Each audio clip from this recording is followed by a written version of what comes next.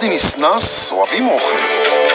בסמטאות הצרות פועלים כבר עשרות שנים מוסדות ידועים. חיפה בכלל אוהבת מוסדות מכובדים. שלום.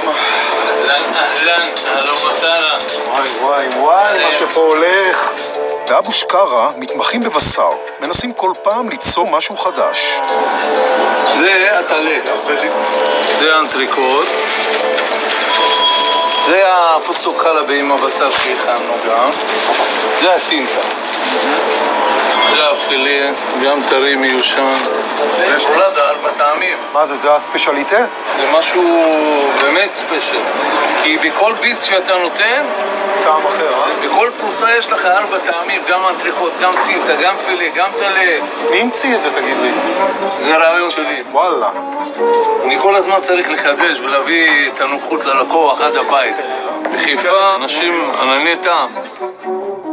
מרואן הוא לא רק קצב, יש יאמרו פילוסוף, יש יאמרו נהנתן הדוניסטי. בגיל 15 הוא פה עובד בוקר בוקר. יהודים באים לקנות פה?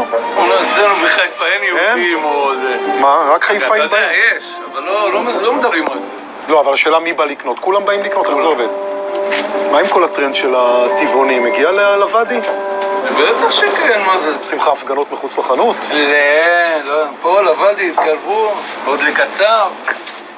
אני מכבד כל דעה. ברור. אמת, אבל אתה יודע, שכל אחד יעשה מה שטוב לו.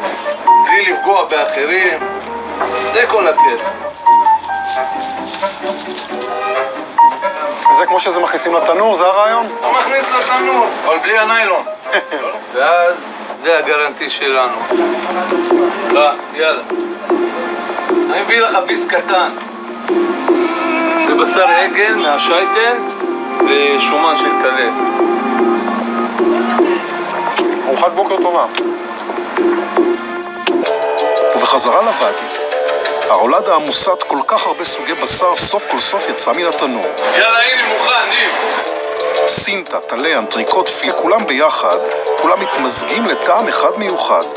כמו סוג של אמירה קולינרית על עיר אחת בצפון, שמצליחה לאחד כל כך הרבה שונים ולשמור על זהות אמיתית אחת.